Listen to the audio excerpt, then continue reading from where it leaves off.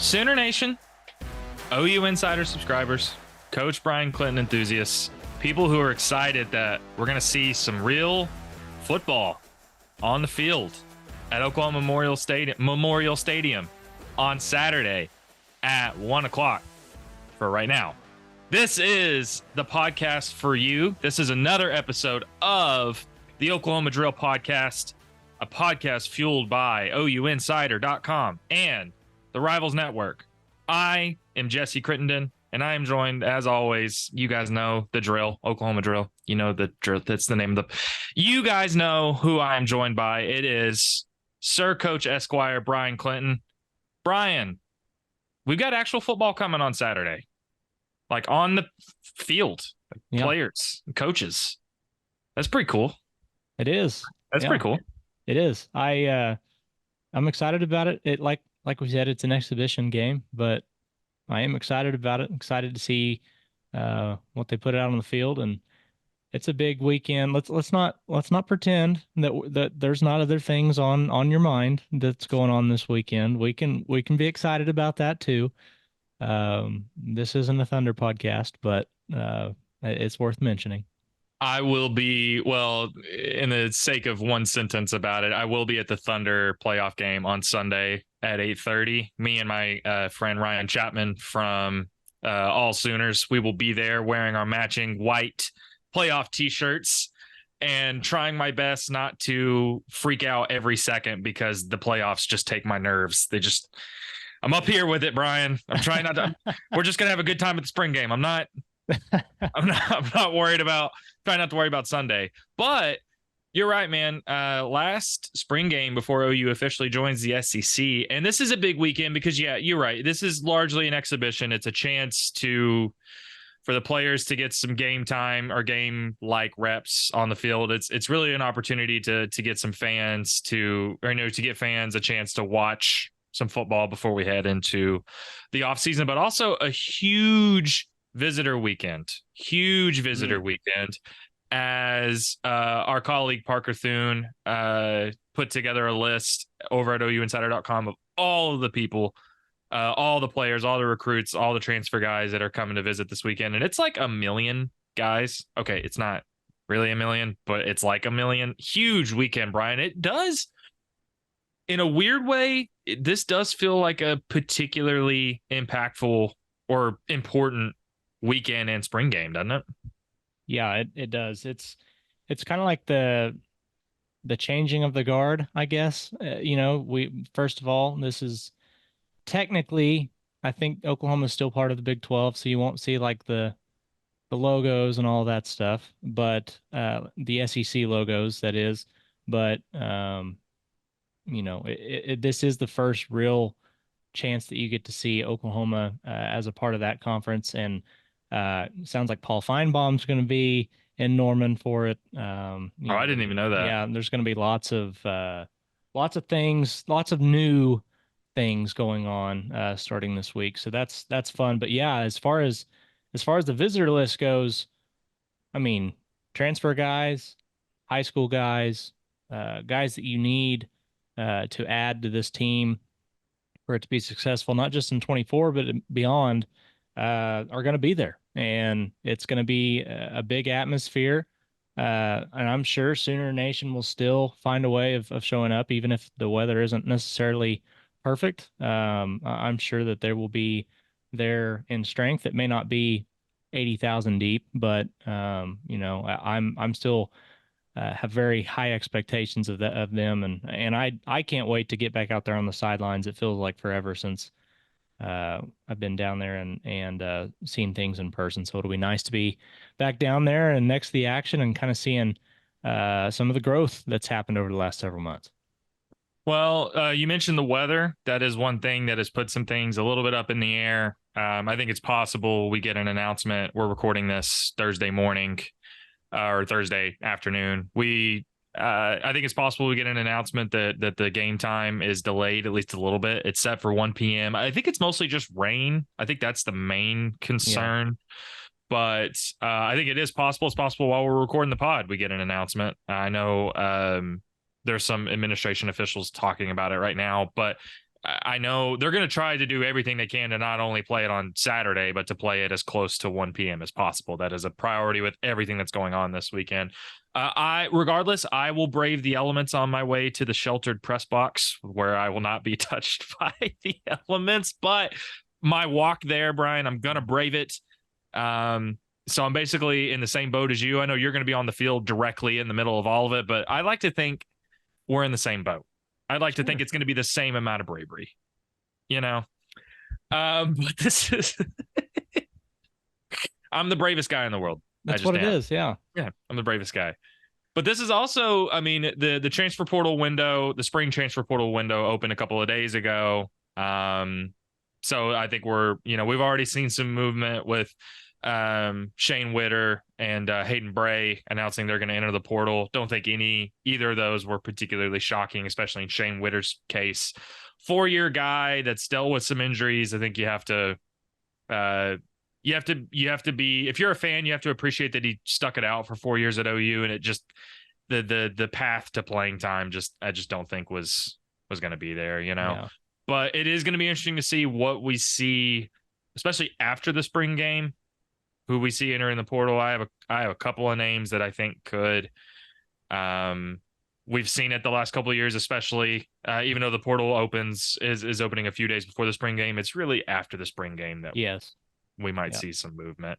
Yeah. So a lot to think about, a lot to talk about, Brian. But I think to really preview this spring game, I think we have a fun exercise for the viewers at home. We talked about it a little bit beforehand, but instead of going through every single position group or just throwing a ton of info at everybody, I think it would be fun to do a draft, if you will, a draft of guys who we think could use a big performance in the spring game to really catapult them into the 2024 season in the fall, the summer, all of that stuff. Maybe guys that we've heard a lot about this spring, guys that we've seen do some really good things in the practices we've been able to attend.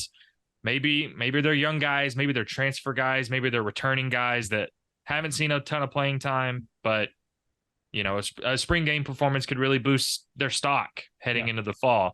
So we've talked about it beforehand. You've made a list of, I believe, 12 guys, right? I have a list of 8, and together we are going to make a total list of 8. We're going to draft 4 guys each, and guys who we think really fit that criteria to a T. And Brian, because I am so gracious and so unselfish, in addition to being really brave, I'm going to give you the first pick in this guys to watch list for the spring game on Saturday. So without further ado, Brian, you get the first number 1 overall pick. The timer has started. Who is your first selection for guys you think could have a big performance that springboards them forward? I wish I would have grabbed a soundbite of the NFL, the tone. Pick is in. Well, I should, sorry, real quick. I should specify, you and I have not shared our lists. No. Your list is separate. My list is separate. This is the first time we've unveiled these lists, but first overall pick. Dasan McCullough is number 1. I love it. He was not my number 1, but he is on my list. Yeah. I love it. Dasan McCullough. Make the case. Make the case.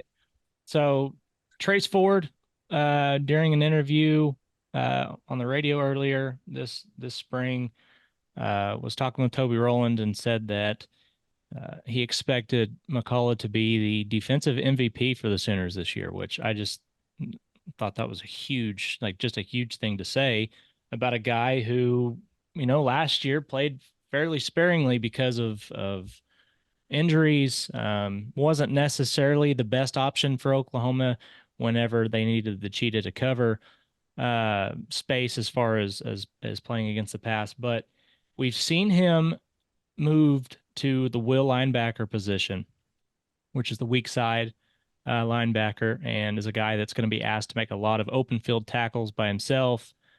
Just with the way the scheme works, your will typically is a guy that's going to be left in a lot of one-on-one spots with running backs, or maybe even allows him to get after the quarterback as a pass rusher, which I think is where we could see Deshaun McCullough really excel, especially as you wait for somebody at the defensive end spot to really emerge as a true pass rusher. So I think Deshaun McCullough, with the unique skill set that he has, and from some of the things that we saw from him in spring, uh, standing alongside Danny Stutzman, there were some flashes there where it looked really promising. And I think that this is a guy that maybe OU fans maybe forgot a little bit about last year whenever he didn't necessarily live up to some of the hype, whether it was for the injury purposes or whatnot. I think this is a guy that could really reemerge and could end up being a huge, huge player for the Sooners in 24. I think he could use a big spring game to get that train rolling again. I love the pick. Love it. That was going to be part of why I thought this would be fun, and why I think we both thought this would be fun, is that wanted to see where we overlapped, because I think there's going to be some differences, but I wanted to see where we overlapped. Deshaun McCullough is on my list. I love the pick. And I think for everything you just said, for one, I think even with the injuries, there were some ways it was an underwhelming season, but Deshaun McCullough was good when he was on the field last year. Mm-hmm. He played 276 snaps per Pro Football Focus. He had the fifth highest PFF grade of anybody on the defense last year. And among guys that played at least 200 snaps, he was second. So I think he did a lot of good things at that cheetah position. But you're right. I mean, I think he's always been a little bit more of a linebacker, or he's played a little bit more closer to the line and less of a secondary coverage guy. He's been playing a lot at will, man, and it really, in that last open practice we got to go to, it was Danny and Deshaun getting those first team reps at linebacker in that 2-minute drill they did. And it's funny. So I actually asked Danny Stutzman about Deshaun when we got to talk to Danny and Jackson Arnold on Tuesday, and I just wanted to read a small part of it. We've been trying to get him on the field as much as possible, because when he's on the field, he makes plays. He's a freak athlete. So when he's on the field, good things happen. We're trying to find every single position we can put him in to make things happen. Even compared him to Isaiah Simmons, a former standout linebacker at Clemson. So I think it's not only just because of his potential, and also because of him moving more as a traditional linebacker is interesting, but also I think it's because there's a lot of talent at that linebacker spot. I think that's part of why he's on my list too, is whether it's Kip Lewis or Kobe McKenzie or Jaron Kanik, or even other guys like Lewis Carter and Samuel Masigo, it's not a given that anybody's going to see playing time there. Right. So yeah. I think a big time performance in the spring game could be really helpful for him to kind of separate himself if that's what happens. For sure. 100%. So I think ultimately I like the pick. That's a good pick. I like it. I'm going to go with my first option, or my first pick. So the second overall pick in this draft. And I think you know where I'm going. I teased it earlier. You know where I'm going. People at home have probably, if they've listened to us enough, they have an idea where I'm going. Jaden Gibson is my first pick and the number 2 overall pick in this draft. I am the king of Jaden Gibson Island. I have built the fortress. I have built the platform on top of the fortress. I am surveying my land. I don't know how big the island is, but I'm surveying it. It's been surveyed. He's a guy that I was high on anyways. We saw his potential last year. 14 catches, not a ton. He went on the field a ton, but 5 touchdowns, had the second highest yards per catch average on the team. 6'5" matchup nightmare. A lot of reasons to be excited about him going into his 3rd season at OU. But you add the injuries that OU has had, unfortunate injuries that OU has had in the wide receiver room. Angelo Anthony's missed the spring, or hasn't been a full participant. Nick Anderson hasn't been a full participant. Jalil Farouk is unfortunately on a scooter with that knee injury. You know the guy that's stepped up? It's Jaden Gibson. Both on the field, he's really gotten a lot of reps with Jackson Arnold. But his leadership too. I thought Jackson Arnold Yeah. had a really interesting quote on Tuesday when he was asked about him. He basically said that, he got here a year after Jaden Gibson, but he said, I had heard stories that Jaden Gibson needed to grow up a little bit. But now he said he's stepped up as a leader. He's been the guy that's emerged in that wide receiver room. And he's not the only, Jackson Arnold's not the only guy that said something like that. But to me, you mentioned it last week. Sometimes the best of ability is availability. And I think Jaden Gibson's not only stepped up as a leader, but I think a lot of people had maybe penciled Nick Anderson or somebody else in that starting spot outside. Who knows what's going to happen with that wide receiver depth. But to me, if he can have a big time spring game, I think he goes from he's a guy that's seen a lot of reps because people are injured to, I think that's a top 3 receiver that's going to be starting game 1. So anyways, that's my pick. What do you think? Yeah, he was on my short list as well. Pretty close to the top. So that's one you'll hear again here pretty soon. But yeah, he's incredible. That's a guy that is slowly but surely grown into someone I think is going to play a really, really big role for this team. And not just on the field, but in the locker room. It feels like he's run with that leadership quality, which is great. And that's something with the kind of, with the kind of attitude that you've seen him portray over the years and the kind of, things that we've heard from him whenever he's giving the interviews and things like that, the characteristics that he's got, it's just he's so much fun to be around. And so for him to be in the role that he's in now is great. But yeah, you talk about it, the intangibles. He's got the size, he's got the length, he's got strong hands. He showed the ability to go up and attack the football several points last year. But I think what stood out to me is just like how fast he looked this year. Like he looks like he's really grown into himself, where that you wouldn't really call him lanky anymore. Like he's not a lanky build. He seems as if he's really gained control of that length, and he breaks very strong out of his routes, and is somebody that's had a lot of speed. So yeah, I love that pick. Fantastic. Well, and to me, that 2-minute drill they did last week, Jaden Gibson made a huge play down the field, got open, had to kind of jump up and adjust in midair to make the catch. And look, this isn't, I think part of this again is just that wide receiver room is so deep. There's so many guys that deserve real playing time. This isn't to say I'm not high on Nick Anderson or Deion Burks or anybody else, or Andrell Anthony, who was incredible before he got hurt last year. I think there's going to be a lot of jockeying for playing time. And I think all those guys are going to get time on the field. But to me, there's real momentum for Jaden Gibson to see a bigger role than last year. And I think if he keeps progressing, that's just going to increase. Like it could be the difference between him seeing 20 snaps a game to 40 snaps a game. Yeah. Right. Well, and I think the other thing is, like, who are the guys that you want out there on 3rd and 8? Like 3rd and 8, the game's on the line. Jaden Gibson, it feels like he's one of those guys that's starting to emerge as probably one of the few guys that you want out there. And think about and I'm not saying it was unjustified, but think about how low fans were on him heading into last year. Yep.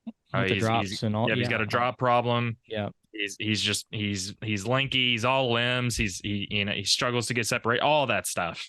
Yeah. I think he's put all that way behind him. So anyways, I'm glad you had him on your list. I'm proud that he is my first pick and the number 2 overall pick in this draft. Brian, before you make the number 3 overall pick, I believe you have a message to our viewers from our friends at Manscaped. Am I right in saying that? Call them what you want. Knee knockers, golden nuggets, thigh slappers, etc. Our friends over at Manscaped refer to them as the boys. Not every man has a child. I do. But every man is responsible for their 2 boys below the waist. When your little guys have more hair than they need, trust Manscaped for all your grooming dreams. Boys need love too, so join the 10 million men worldwide who trust Manscaped by going to manscaped.com and use code OUinsider for 20% off plus free shipping. You heard it here first. The boys are back in town. For the basic trim, go with the 3.0. Work your way up to the 4.0 and the 5.0 for grooming experience. And if you haven't heard already, they have the lawnmower family now. And you've got the lawnmower 3.0, the 4.0 Pro, and the 5.0 Ultra. I have the 5.0 Ultra myself. Love it. It's like the best all around grooming tool I have. So absolutely love that. And guys, we're always looking to like get an edge and be more uh, towards the front of things and always on the cutting edge of things. This is the cutting edge of cutting pubes. Like this, it doesn't get any better than this. So upgrade your ball trimmer and your life will follow suit. Get 20% off, free shipping with the code OU Insider at manscaped.com. That's 20% off and free shipping with the code OU Insider at manscaped.com for the best your boys have ever looked. Trust Manscaped. Brian, you've got the number 3 overall pick, and you got to remember, hey, now we'll do some honorable mentions at the end, but you got to remember you've only got 3 more picks. So you got to choose carefully here, but you're on the clock. The number 3 overall pick. Who are you going with? Grayson Halton. Also on my list. Let's go. Also on my list. Grayson Halton is my second pick, 3rd overall pick. You're also cutting down guys that I can pick. So kind of selfish of you. Sorry about that. Go ahead. Grayson Halton. Make the case. Make the case. Grayson Halton is a guy, while there's been a lot of juice about Jaden Jackson, obviously everybody's excited about what David Stone can be. Grayson Halton has been very, very impressive this spring. That's a guy that has won his fair share of one-on-ones that I've watched, and he's done it pretty consistently. This is also a guy that we've been excited about. He's shown some flashes in the past, and as somebody who really needed to step up and be big time in the last couple of years, and now it really seems like he's stepped into the mold and is ready to be that guy at 3-Tech for Oklahoma. So what's interesting is with the Sooners transitioning a little bit more to a 3-man front, which not a lot of people are super crazy about, but there's going to be more 3-man front. I do like his ability to move around and be a pass rusher against some of the guards that he's going to see. I think he's quick and is able to move really well for his size. So love him, love what he's got going on. And I think with a room full of guys that are really just there's a lot of pressure on that group, right? Like there's a ton of pressure for Oklahoma's interior to be much better this season. I think he could be a big reason why. And with Jacob Lacey out, obviously retired now, he's stepped up in a big way. And I think that he's going to be a big reason why Oklahoma's defense is a lot better this next year. I love the pick. I think going into making my list of guys that I wanted to draft, I was thinking, there were a couple of position groups I kind of circled in on that position groups that you could almost name anybody there as this being a big opportunity for them. So I looked at that defensive tackle room, and Grayson Halton was the guy I landed on because it's a big opportunity for everybody in that room. Jaden Jackson and David Stone, there's a real path to playing time for them. You look at guys like Devon Sears or Ashton Sanders or Dejon Terry. Like there's a lot of guys you could look at there. But Grayson Halton to me stands out above the rest for not only everything you just said, but to me, he is not going to get a better opportunity to see real playing time and make an impact than he does right now. Right. Yeah. He saw 165 snaps his first 2 years combined. So he saw like a little bit of playing time, like more than garbage time, but not enough to really be considered a full rotational guy. Right. Look, he's a consensus 4-star recruit. There's a lot of buzz about him when he got on campus. Yep. And I think he's a guy that got lost in the shuffle the last 2 springs and the last 2 fall camps. He has not gotten lost in the shuffle this year. And I think he's made some of the most impressive standout plays in practices and in scrimmages. Yes. And as much as Jaden and David have potential, as much as there are guys in that room that can make an impact, they need a 3rd-year guy or a veteran guy to step up right now. Yep. They need somebody that can assert themselves and make a no doubt I belong kind of case. Right. He's at the top of that list. They need him. It's not only just a big opportunity for him. OU needs him to make an impact. So I think I love the pick. He's going to be a guy I'm really looking at. to see, does he start? And if he doesn't start, how much does he play? Look, they're going to rotate a bunch of guys in there anyway. So it's not like any of the defensive tackles are going to see 70 snaps a game. Yeah. It's not going to happen. Don't put them in Sharpie right now. Right. Like there's going to be some changes. Yeah. Right. And also, I mean, they're going to rotate just like they did last year. Jordan Kelly, Jonah Laulu, Isaiah Coe, Dejon Terry, and Jacob Lacey all saw a decent amount of snaps last year in every game. But they need Grayson Halton to be, I think he can and needs to be a 35 to 40 snap a game kind of guy. I think they need that. Yep. Right. Yeah, I agree. And the other thing is a reason why a big spring game for him could be monumental is it's no secret. There's at least 3 guys going to be on campus this weekend that are looking to potentially transfer to OU. So you've got is it Blighty or Blighty, I think is how you say his last name, and then you have Lowell, and then obviously you've got Dominic Williams from TCU all going to be in town. So those are guys coming in that, I mean, look, wherever they end up, they're going to expect to be in the rotation. And so this is really a chance for Grayson Halton to take hype from what everything that we've heard and seen ourselves and solidify it in front of the fan base and when the lights are on. And I think that that's a huge opportunity for him. So if he can do that now, it could really solidify what he could be for this team when the fall rolls around. Good point. I'm going to go to the number 4 overall pick in this draft. We've gone defense, offense, defense. I'm wondering, I've got 2 things going on in my head right now. I'm thinking, do I go with an offensive guy? So we do 2 offensive, 2 defensive to start. So I'm thinking that. And then I'm wondering, is there a guy on my list that you don't have?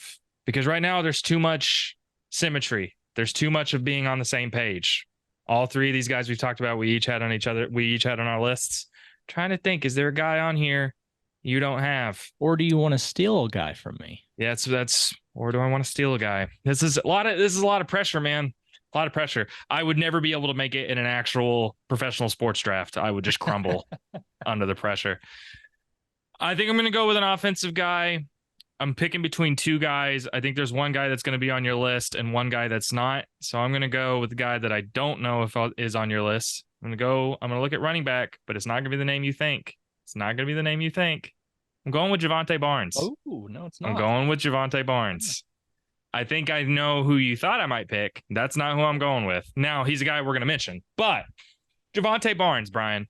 And I'm going with Javonte Barnes because for a lot of reasons, and a lot of them are obvious, but it's so, I've said this and said this and said this. It's so easy to forget how much hype there was about this guy heading into last year. Man, yeah. It's so easy to forget. He was sharpied as the number 1 guy by everybody. Yep. And at least during the spring and even in the summer, early fall camp, showed his potential as a freshman. You mentioned Deshaun McCullough as a guy that I think fans can forget about. I think Javonte Barnes falls in that mix. And I think, he was the main consistent option outside of Eric Gray in 2022. And I think just got lost in the shuffle last year as injuries piled up and as confidence issues piled up and as Gavin Sawchuk and Tawi Walker stood out. Javonte Barnes it just wasn't his year. And not only, for one, he's healthy. That's number 1. 2, he has the rare, outside of Gavin Sawchuk, he's a rare guy in that running back room that has not only experience on the field, but experience at OU on the field. It's him and Gavin, really. And also, while I think there should be real excitement about him as being the number 2 guy under or Gavin, or if he plays really well, or if he continues to grow and develop, who knows? But I also think it's because he could lose a grip or lose out on that number 2 spot. That's the other part of it too. Yeah. Because Caleb Hicks is coming. Is coming. They're really excited about Sam Franklin, what he could bring. Not to mention Xavier Robinson and Taylor Tatum coming in the summer.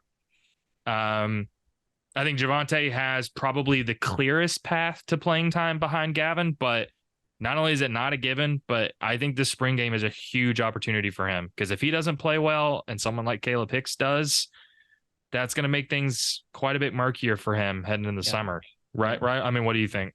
If that happens, if that particular instance happens where he doesn't play well, Caleb Hicks comes in and just sets the place on fire, like I would immediately write down Barnes as a name to watch For the portal. before April 30th. Like not that, not that the kid, not that he's just looking for a way out, but that would be solidifying what, a lot of fans or a lot of people had expected after last year. Yes, he was dealing with injury, but whenever you have a young player that looks like Caleb Hicks does, the general fan base is going to ask, why is he not playing? Like that, he's got all the physical intangible. Like you put all of those guys, you line all the running backs up and look at them and pick the first one that you pick, that's the guy that's going to go on and be an SEC running back or an NFL running back. It's Caleb Hicks. Like he just looks the part. Him and Amika Megaway, both of, but I should have mentioned Amika. Barnes, huh? Yeah, I I should mean, have mentioned Amika. yeah, those two guys, they look the part, but Barnes at his best, when we've seen Javante Barnes at his best, he is capable of being a top three running back in the SEC. Like he absolutely is. And I don't think that we got to see that at all last year. And with him actually being fully healthy now, it does sound like he has really returned to form. And if that's the case, that's such good news for Oklahoma's offense. Like you absolutely have to have a difference maker at running back, especially with some of the issues you've had on the offensive line to this point.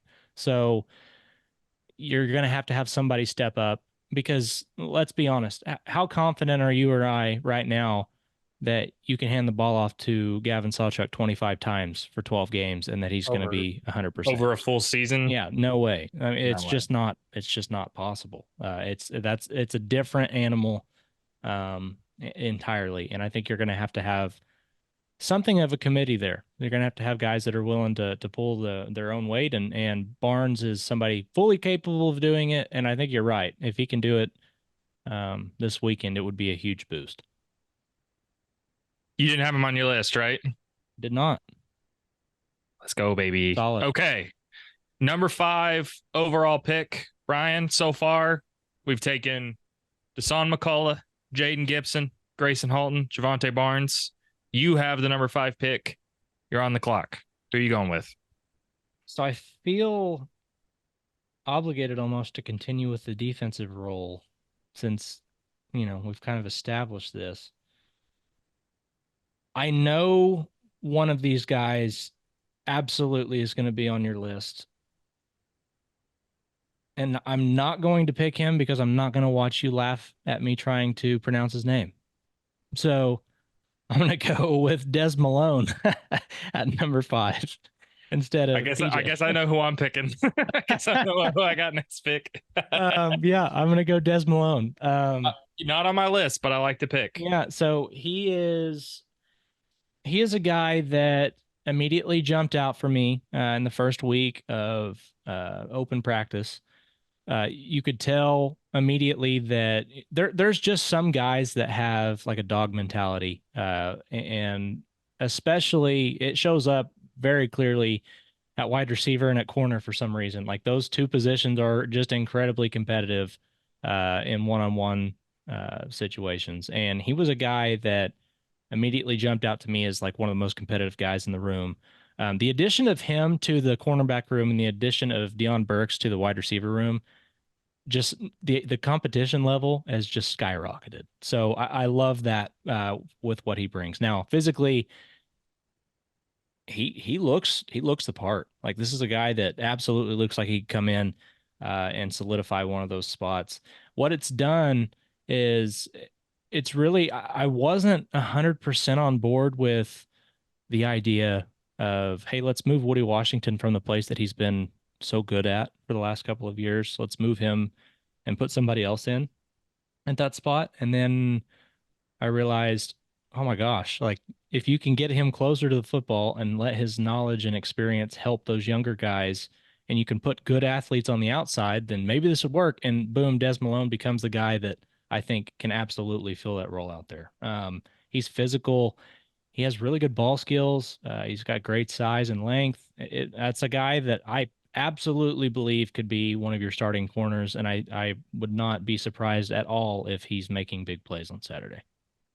I like the pick. You can't pick everybody on your list, right? There's going to be guys that don't make it, but Yep. I like the pick, really like it. And I think because not only because everything you just said, the experience he brings, but cornerback depth was a real issue last year, especially as Gentry Williams struggled to stay healthy. As they're just not that the secondary was bad last year, but it was clear they needed a couple more guys. Right. They needed a couple more options, even if nothing else, just for different looks, different things they could do on the field. I like the Des Malone pick. He's really stood out to me. Those battles he had with Jaden Gibson in that first practice we got to watch were awesome. And it was cool to see Des get the better of him the first time and Jaden get the better of him the second time, at least in the 2 reps I saw. Mm-hmm. And it was really impressive considering Des Malone's given up like 6 inches on Jaden Gibson. Right. Yeah. He's not the tallest guy. He's not the physically most intimidating guy, but he's clearly, I mean, he's got muscle, he's got speed, and I think the best thing, and you mentioned, is he kind of just has that, he's got that dog in him, which is, that just doesn't sound natural coming out of, that just doesn't sound natural for a guy like me to say. I can't pull it off, but he does have that dog in him. And I like the pick. I like the pick. If you had to put your stamp on it right now, is he a starter next fall? Putting you on the spot. Yes. Yeah. Hot take. I love it. Not a hot take. That's a bold take. I love it. I love it. Number 6 pick in the draft for me, or number 6 overall pick. And I'm going to do it. I'm going to say it. I'm going to go, we're going to break the mold because I've only done offensive guys. I'm going to go a defensive guy, and you alluded to it. I'm going to say PJ Adibawara, the guy whose last name we mispronounced for several months until he finally corrected it. Going to go with PJ for a lot of obvious reasons. He's entering his 2nd season.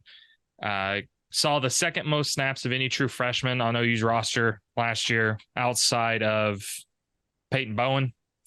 And he saw a decent amount of snaps. He was a rotational guy last year for a lot of the year.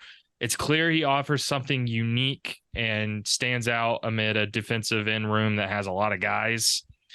But, I think part of it is it's kind of like Jaden Gibson. That defensive end room is stacked, and there's a lot of guys trying to get playing time. It's Ethan Downs. It's R. Mason Thomas. It's Trace Ford. There's so many. I'm blanking on all the guys that are in that room. Caden Woolard's in there. Yeah, Caden Woolard.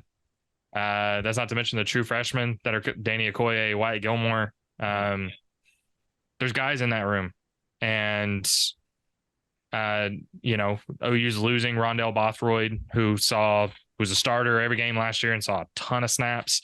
There's playing time up for grabs, and a lot of guys who are trying to fill that playing time. So I think that's part of it. And 2, he's a guy that keeps on getting mentioned by fans as a guy that's like, what's going on with PJ? We're not hearing that much about PJ. What's up with him? We got to talk with him a few days ago. That was pretty interesting that he said his main goal has been gaining weight. Just standing next to him, he is noticeably bigger than he was last year. That's 1. 2, he said he's weighing about 248 right now. I think he wants to be between 255, 260. And I think that sounds right for him. I think sometimes you think defensive line, you want to be as bulky as you can be. I don't think for a guy like that. No. Half his thing is, his unique thing is his speed and his length. Yeah. That's what makes him stand out. So look, spring football is hype season. It always is. He's weirdly a guy that hasn't gotten a ton of hype, but considering how much he played last year, that year 1 to year 2 jump, I think it can happen. I think the spring game is a big opportunity for him. And just like it is for the other defensive ends, but especially for him, if he gains the weight that I think he's looking to gain, I think there should be just as much excitement about him as there's ever been, even if he's not a guy that continues to get named every single time we talk about practices. Right. Yeah. And the reality is when PJ makes the jump, whenever that is, Oklahoma's defense immediately is upgraded in a huge way because when a player of that caliber with his intangibles, with what he can do as a pass rusher, there there's an unlimited amount of potential there for how good he could be. And when you have a player of that caliber on your defense that the offenses have to account for, it makes things so much harder. He is a guy, I mean, this is a pass rusher of the likes Oklahoma hasn't had since when? I don't know. His ceiling is so much higher than even what Eric Stryker's was, just based on his physical traits. I mean, this is a guy that has physical traits that resemble Myles Garrett. Like he has those kinds of traits. And so when he realizes that Oklahoma's defense literally, like I don't want to put this too fine a point on this, but when he makes that jump, that could literally be the difference between Oklahoma's defense being great and elite. Like just that one player making the jump. So, yeah, that's why he's on my list. That's why he was on my list. He's he's a guy that absolutely needs to be the guy that takes over that room and becomes the top option there. And when he does that, OU's going to be a lot better for it. You're muted. Muted. It was going to happen. It was going to happen at some point. At least we're like 40 minutes in. I love it. Love everything you just said. And imagine a defensive line in the future that is anchored by PJ and David Stone, Jaden Jackson. Once those guys are developed. And Danny Okoye. All kinds of guys. Wyatt Gilmore. Other guys. A lot of guys. But there's a lot to be excited about on that defensive line. Brian, we are down to one more pick each. Got one last pick. I know this is going to be particularly. I know you're going to have some guys that you're leaving out. Yeah, and we'll mention them. We'll mention them rapid fire at the very end. But in this official draft, the number 7 overall pick, your final pick, who are you going with? So I'm basing my picks on guys that need to have big games, and for that reason alone, and I doubt this guy is on your list, I'm going to go Michael Tarquin. Not on my list, but I like the pick. No secret whatsoever. Oklahoma's offensive line is what everybody is going to be concerned about. Everyone. That's what everybody that follows Oklahoma football is going to be concerned about, because outside of the offensive line, you honestly feel really good about where things are at with just about every other position group, maybe outside of defensive end. Like everywhere else, you feel pretty good. Michael Tarquin has been running with the ones as the left tackle, which surprises me because I thought that was going to be Jacob Sexton. I believe they moved Sexton in, at least most recently, moved him in to left guard, which, kind of threw me off a little bit. And then you've got Jake Taylor on the other side playing right tackle. That surprises me. Now, Bedenbaugh is a wizard when it comes to getting his best 5 out there. Like he finds ways of making it happen. I believe we saw, even with some of his better units, guys that were maybe built to be tackles at the next level playing guard, and then they made it work. And so maybe that's what we see for the time being. I could have gone Josh Bates here. I really did I thought about going there as well, but I think with how good Oklahoma has looked, with Fabechi and Wiwu, and Heath Ozida even has looked really good at guard. I think the center position is going to be okay as long as they can figure snaps out. And I think Garen Hatchett will have something to do with that. You may also have a new guy coming in, with some visitors this weekend. So who knows what that all ends up breaking out and looking like. But I think at tackle is really where you need to see somebody have some big games. And Tarquin's a guy that really fans were not excited about him being picked up. There was a lot of backlash. Oh, why do we need this guy? Like I did a breakdown of him and watched some film and showed some of the good things and the bad things.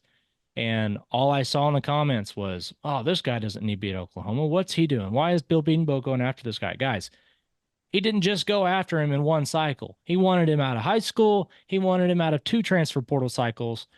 Clearly, Coach Bedenbaugh sees something in this guy.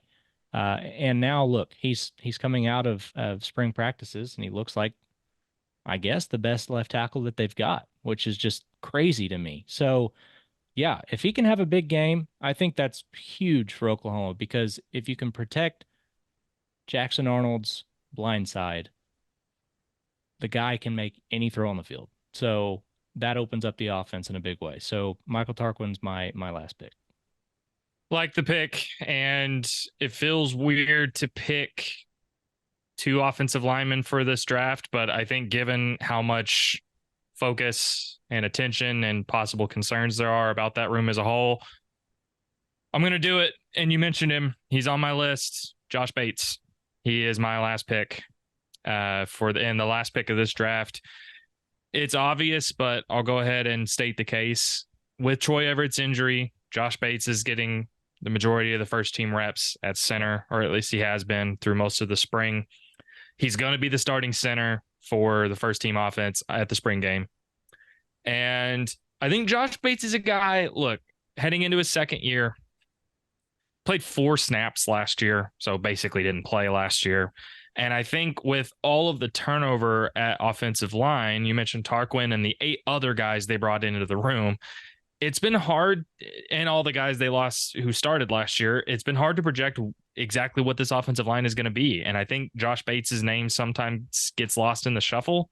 Yeah. Especially with all the experienced guys they're bringing in, not to mention the guys they could potentially bring during this transfer portal window. I mean, Branson Hickman, right? Guy that could easily come in with experience or guy with a ton of experience, time on the field, could easily be a guy that slots in.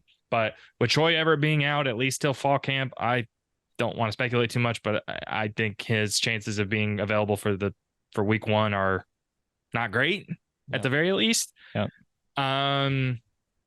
Look, they're going to try different guys. I mean, Garen Hatchett is a guy that's been listed there. Josh Sosa is a guy that could get some snaps there, but Josh Bates is getting thrown into the fire a little bit. He has not played center a ton the last couple of years. He started out there in high school, but has mostly been playing guard the last couple of years of high school and into college.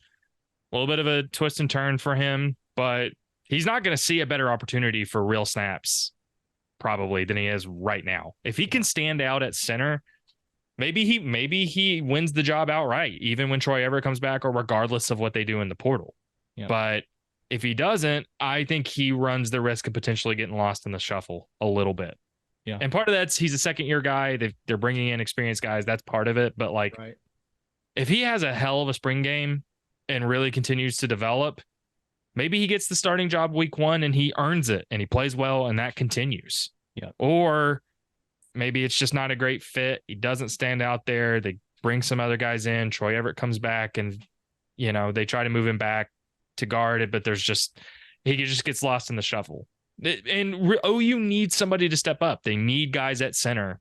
They need guys all along the offensive line, but they need Josh Bates playing well would be a godsend for this team. Yes. Yeah. It'd be a godsend. Well, and he might be the guy I'm watching the most, at least on the offensive line. He might be the guy I'm watching the most on Saturday. Yeah, it's in the cards for him he could be that guy. I mean, I think a lot of people forget he was the number 4 center coming out of high school in the country in his class. So this is a guy that has the tools, and sure, he's young. And no, he's not as polished as a guy like Creed Humphrey was coming out of high school, but he's got the tools to be successful there. I think a lot of what happens with the offensive line is you plug the guys in that have the best mind for the position, and it almost seems as if Bill Bedenbaugh over the course of his tenure at Oklahoma has chosen cerebral talent over physical talent a lot of times until the guys with physical talent can catch up. I think where Josh Bates is going to have to make the jump is that how well he knows everything. How well can he check into a specific front, or a specific blocking scheme against a front. He sees a blitz coming. Can he pick that up and let the other guys know what they need to do? Like the center for Oklahoma has so many pre-snap recognition and responsibilities that it's a hard spot. Like you have to have experience doing that, and until you get that experience, you're kind of just thrown out there to the fire. So yeah, I think this is a big game for Bates, because he needs to be able to show that with the excitement of having all the fans there, with everything going on, with game like mentality, that he can do what he needs to do to get guys in the right spot. Because as the center, fair or not, that's your responsibility. It's the second most mentally demanding position on the offense behind the quarterback. Like he has to know everything that the guys around him are doing. So yeah, it's a big spot to have to be in, but he talked about not being afraid of the challenge. He talked about this is something that he was excited to step up and do, and now he's got to go out and prove that. And I think it's a big opportunity for him. And as you said, if he can go out and have a big game, it would absolutely, like, the hype around Oklahoma would go through the roof. Like the fact that this team is sitting at 6.5 or 7.5 wins with Vegas, I think you would have more people hitting the over than you would know what to do with if the offensive line looks good. So yeah, big pick, good pick. I had him on my list obviously as well. So that concludes our official draft, the first ever draft for the Oklahoma drill. And correct me if I'm wrong, but just to recap, it was Son McCullough with the number 1, Jaden Gibson with the number 2. Yeah. Who's Des Malone? Or Grayson Holton. Sorry, 3. Grayson Holton, number 3, Javante Barnes, number 4, Des Malone, number 5, PJ Adibawara, number 6, Michael Tarquin, number 7, and Joshua Bates as the 8th and final pick in this draft. Brian, I know you had a list of a few other guys. Do you want to just rattle off who else you had? Caleb Hicks was on there.